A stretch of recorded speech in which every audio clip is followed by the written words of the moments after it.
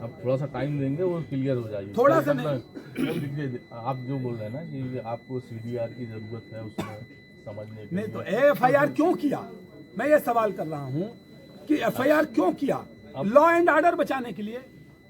तो law and order के दबाव में आप किसी को भी खत्म कर दोगे।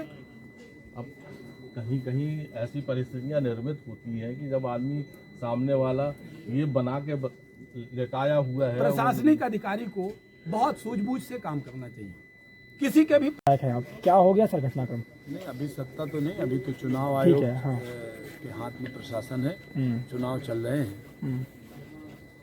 हमारे खिलाफ चुनाव लड़ने वाला व्यक्ति इतना षड्यंत्रकारी है कि आज उसने एक आदिवासी महिला को आगे करके एक फर्जी घटनाक्रम बनाने का काम किया और थाने में आकर दबाव बनाकर उसको लिटाकर, जिस महिला ने पहले भी एक एक्सीडेंट हो जाने पर हमारा नाम लिया था कि हमने उसकी गाड़ी का एक्सीडेंट करवा दिया, और उसने मुख्यमंत्री जी को भी कहा था कि गंगा जल लेकर हाथ में उसके सामने प्रतिज्ञा की थी कि केपी त्रिपाठी को टिकट नहीं देंगे और अभय मिश्रा को टिकट देंगी।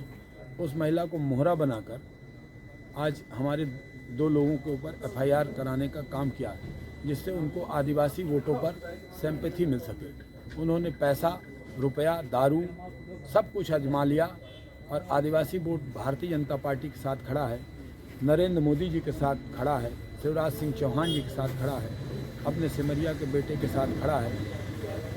इससे वो घबरा कर इस तरह के हल्के षड्यंत्रों पर उतारू हो गया। उसके बाद हमने एसपी से बात की थी, एसपी साहब से कहा कि भाई हमारे लोग नहीं थे, कोई घटना नहीं हुई, और उसी के लिए हम लोग यहाँ आए हैं कि जब घटना नहीं हुई तो एफआईआर कैसे हुई। और वो लोग तो रोज़ हमारे लोगों को धमका रहे हैं। तो एक एफआईआर अभय मिश्रा और उमाकांत शर्मा और वकील के ऊपर भी, आशीष शुक्ला को उन्होंने आज शाम को धमकाया है, उसके तहत उनके ऊपर भी एफआईआर हुई है। और हमारे साथ नेताजी भी हैं और सारे लोग हैं, वो जानते हैं। हम यही बताना चाहते हैं मीडिया के माध्यम से कि इसने पहले भी ईडी का हवाला देकर प्रेस कॉन्फ्रेंस की थी, कितना हास्यास्पद है। और इसके षड्यंत्रों को, इसके सिगुफेबाजी को पूरे मीडिया के लोग तरह तरह से देख चुके हैं। जब भाजपा में आया था तो कहा था कि अब मैं 2 रोज दल बदलूंगा तो जनता मुझे मारेगी। अब बदल लिया दल, अब जनता सिमरिया के दौड़ाए हुए। तो इस तरह के स्टंटबाजी करके चर्चा में बने रहना और सोचता है कि चुनाव जीत जाएंगे, लेकिन सिमरिया की जनता सब समझ चुकी है। और पुलिस ने बिना सर जांच के विवेचना की मामला पंजीबद्ध कर दिया, सवाल नहीं उठता पुलिस के साथ? बिल्कुल सवाल उठता है, लेकिन एडिशनल एसपी यहाँ आए हैं और उन्होंने कहा है कि अब विवेचना होगी, उसके बाद ही कोई कार्यवाही होगी।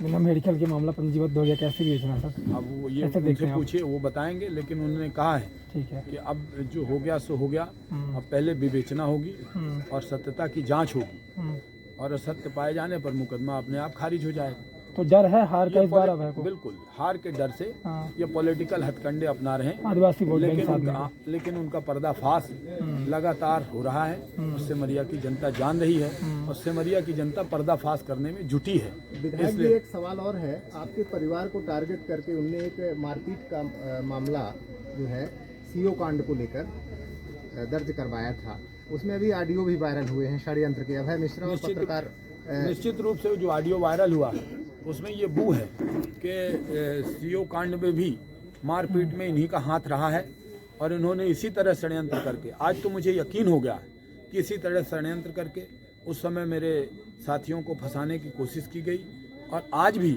उसी तरह का षड्यंत्र करके फिर से हमारे साथियों को फंसाने की और मुझे बदनाम करने का कुचक्र रचा गया। इनके ऑडियो में इनके बेटे और इनका और उस पत्रकार का सबका जिक्र किया जा रहा है। वो मैंने अभी सुना नहीं है। कोर्ट से क्लीन चिट मिल गई है, तो क्या आप कोर्ट जाएंगे फिर से मानहानि?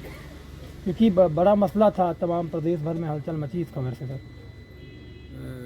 अब मानहानि का इसमें चूंकि एफआईआर अभी विवेचना पर है, ये चुनाव का मैटर है। कल आज एक वायरल ऑडियो के संबंध में बात कर सीओ जो मारपीट के मामले में सर, हाँ, वो उसमें हम जरूर कोर्ट में अपने वकीलों से सलाह लेकर क्या उचित कार्यवाही होगी परसों के बाद, इस पर चुनाव के बाद निश्चित रूप से हाई कोर्ट जाएंगे कि इनके ऊपर एक्शन होना चाहिए। जिला पंचायत की सुंदरिया जी तो साजिश सदस्य हैं, विधायक जी कह रहे हैं, और वो अभय जी भी साथ आए थे और कह रहे हैं कि मारपीट हुई है उनके साथ। कैसे देखते हैं उनको, साथ में आई हैं? वो तो सब देख ही रहे हैं कि ये चुनाव के उसमें कितना नीचे जा सकते हैं, पर मैं आदिवासी हूँ और आदिवासियों का एक नेचर रहा है कि हम किसी का गलत नहीं करते।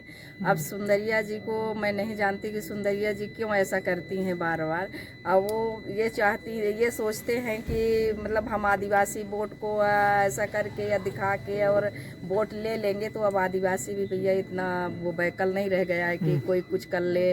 और एक आदिवासी महिला का आपको कोई न मिले तो वो फेविकोल के तरह उसको वो करें कि जो हम बोलेंगे तब फेविकोल खोल के तो तुम बोलना, और फिर वो कर देना। वो माननीय मुख्यमंत्री जी को सुंदरिया जी नहीं छोड़ी, वहाँ भी कह दी कि मैं गई थी तो वो गंगा जल उठा रहे थे माननीय शिवराज सिंह चौहान जी। तो राजनीति करना सबका अधिकार है, चुनाव लड़ना सबका अधिकार है, पर ऐसा न सोचे। और जनता जनादेश जो देगा उसको हमारी पार्टी स्वीकार करती है, और हमारे जो प्रत्याशी हैं केपी त्रिपाठी जी वो स्वीकार करेंगे। और आदिवासियों से, मैं आदिवासी महिला हूं, तो आपके माध्यम से ये कहना चाहती हूं कि ये चुनावी उसमें महिला को और एक आदिवासी महिला का मिसयूज कर रहे हैं। इतनी छोटी और इतनी घिनौनी हरकत न करना चाहिए। आप भी साथ में बैठी थी विधायक जी के, आदिवासी बोर्ड में कहीं असर तो नहीं पड़ रहा ना इनके जो भ्रामक जैसे जानकारी? नहीं, ऐसा कुछ है नहीं। अब देखिए आईडियो आप लोग सब देखे हैं कि 2-3 दिन से एकदम से आईडियो वायरल हो रहे हैं, वीडियो वायरल हो रहे हैं, और सब आप लोग मोबाइल लिए हैं, मीडिया वाले हैं, सब कुछ जानते हैं। आदिवासी वोटरों में ऐसा कुछ नहीं है कि मतलब हम वो कर देंगे। तो आदिवासी वोटरों में ये है कि 5 साल विधायक जी रह के और हमारा जो भी जैसा काम रहा है उसको सुने हैं, उसको करे हैं। और भारतीय जनता पार्टी के सरकार आदिवासियों के लिए इतना सब कुछ कर रही है। अभी माननीय मुख्यमंत्री जी 1 एकड़ ज़मीन यहाँ स्वीकृत करके कोल भवन बनाने के लिए दे रहे हैं। आदिवासियों में अब उत्साह है पूरे विधानसभा में, और आदिवासी सब भारतीय जनता पार्टी कुल मिला के हार का जा रहा है तो षड्यंत्र रचना है, आप ऐसा मानते हैं? हाँ, अब यही जो साबित होता है, मानना क्या है, वो तो एकदम से साबित हो रहा है कि मतलब हार के डर से ऐसा कर रहे हैं। मिश्रा जी आए थे और उनके साथ श्रीमती सुंदरिया जिला पंचायत सदस्य हैं, वो आई थी। उनका ये कहना था कि वो प्रचार करके लौट रही थी। लौटते समय इटौरा के बाईपास के पास में उनके साथ एक बोलेरो में 4 लड़के आए और रोक करके उनके साथ कहासुनी की और उनकी गाड़ी को तोड़फोड़ किया और उन्हें धमकी दिया कि तुम प्रचार करने इस क्षेत्र में मत आना। इस बात को लेकर के वो थाने में रिपोर्ट करने आई थी। उनकी रिपोर्ट पर मुकदमा कायम किया गया है और उसकी विवेचना की जा रही है। उसके कुछ देर बाद दूसरा पक्ष भी आया था। उसने भी बताया कि उनके साथ जो है एक आशीष शुक्ला है, उनके साथ मारपीट हुई है और उनको रोक करके प्रचार न करने के लिए धमकाया गया है। इस सूचना पर भी मुकदमा कायम किया गया है। दोनों प्रकरण पंजीबद्ध है और उसमें निष्पक्ष और गंभीरता से उसकी विवेचना की जाएगी। जो तथ्य विवेचना में आएंगे उसके आधार वैधानिक कार्रवाई। दोनों पक्ष आरोप लगाए हैं पुलिस पर।